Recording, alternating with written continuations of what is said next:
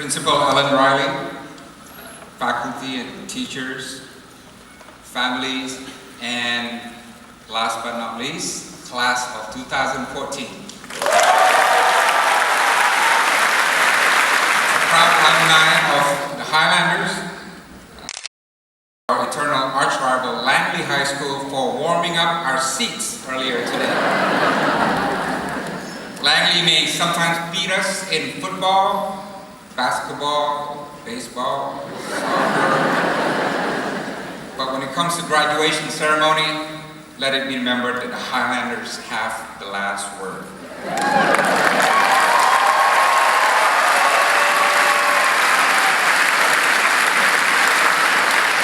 My brother went to Langley, by the way. I'm so honored to be here today to join the class of 2014 and the families and teachers to celebrate your graduation. I know some of you may be nervous about what lies ahead, but let my standing here before you provide some assurance that McLean graduates do get jobs once they leave school. And I have a feeling that you will do more than just go to university or just get a job. I got a good glimpse of this yesterday when I met with some of the seniors graduating today. And you know, as a diplomat, I've been in the same room with world leaders, and it takes a lot to impress me. But yesterday, I was very impressed listening to Zohar, Christian, Matt, Joanna, Kimi, who will speak after me, and I was honestly struck by their intelligence, confidence, and obvious talent. And I was both surprised and proud that 93% of the class of 2014 are continuing to university, and that there are some 97 senior students with a grade point average above 4.0. And this is truly exceptional by any standard, American standard or global standard. Let's give them a big hand.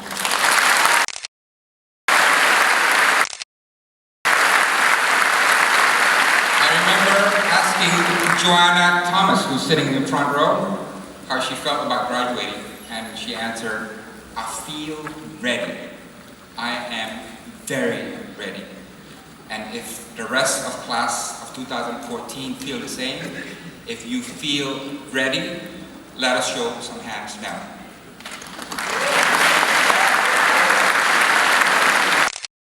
Graduating from McLean in 1981, but I still keep up with events in McLean. You'll be happy to know that stories about Laffy's parties reach even Indonesia. You will need to explain that one to your parents later.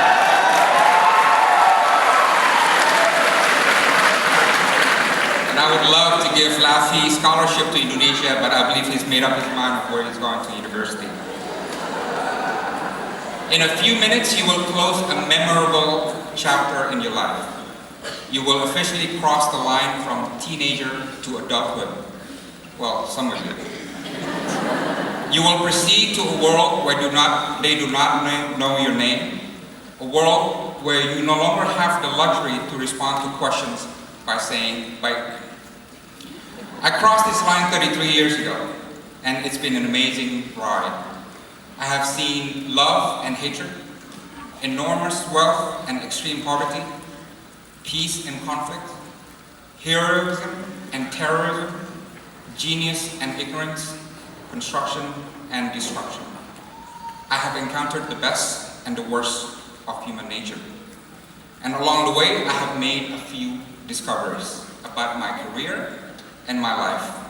And it is these discoveries that I want to share with the class of 2014 today. The first is that life gets even better. Life gets more interesting. From the moment you leave McLean, your natural instinct will be to keep expanding outward, to make more friends and connections, see more of the world, strike more deals, date more girls or boys, make more money. But as you try to conquer the world, I want you to remember that the most important space to occupy is actually the one inside yourself. Believe me, I've met a lot of poor people who lead happy and meaningful lives.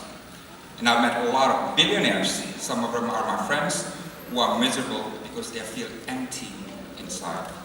And so long as you have this gaping hole inside yourself, nothing you achieve on the outside will ever be enough. So my advice to you is, find this hole inside of you. And when you do find it, fill it with love, with faith in God, with wisdom, with service to others, with kindness, with idealism. And take my word, the best happiness is the one that comes from within. My second discovery in life is that something that surprised me, that the world is actually run and ruled by geeks.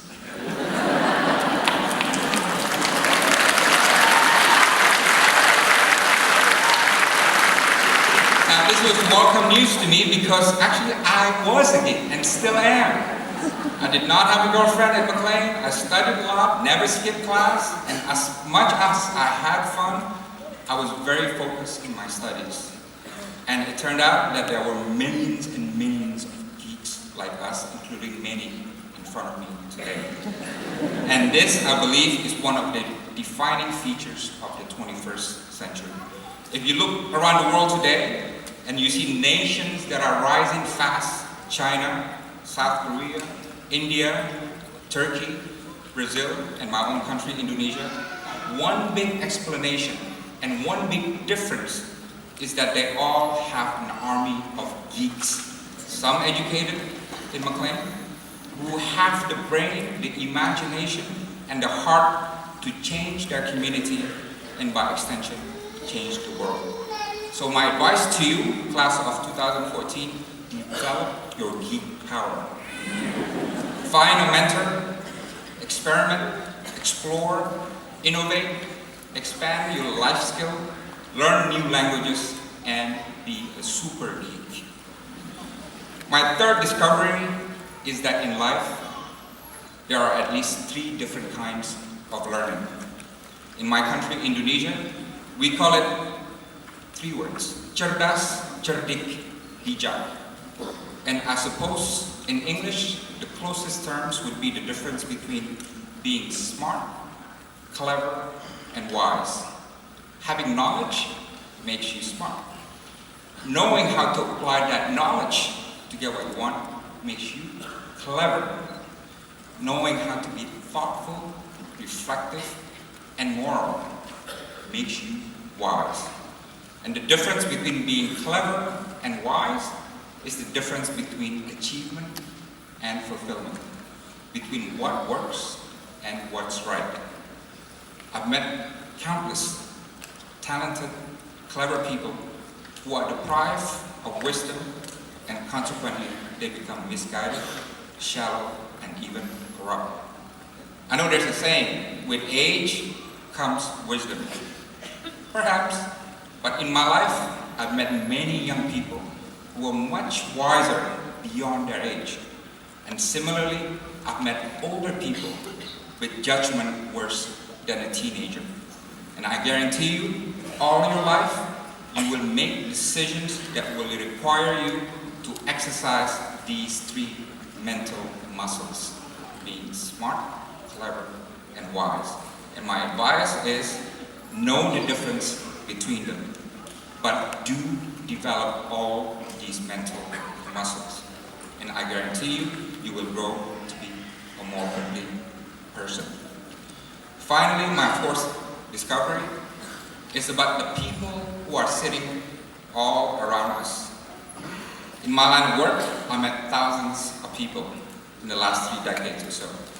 And actually, I have a Twitter account with over 200,000 followers. But no matter how many friends, new partners, mentors, and colleagues you make, they should never ever detract from your relationship with your family. Family always comes first. There is no greater love no greater support or loyalty than the ones coming from your mom, dad, brother, and sister.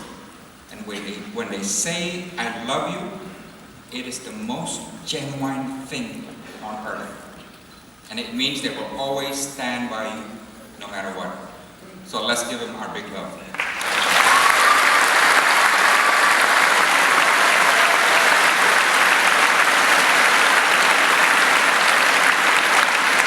I've shared with you some of the discoveries that I made in my life and career. You too will have discoveries of your own. So class of 2014, I salute you as you begin your next journey. You are an exceptional group of students graduating from an extraordinary school with great teachers, and you have every reason to be ready for life after McLean. And if you are somehow still anxious, remember that there was a shy, skinny, geeky Indonesian Highlander in 1981 who was just nothing more than just an okay student. But he worked hard to make something of himself, and in the end, he became an ambassador of the world's 4th largest country and ran for president. And if I could, so could you. Congratulations and God bless you.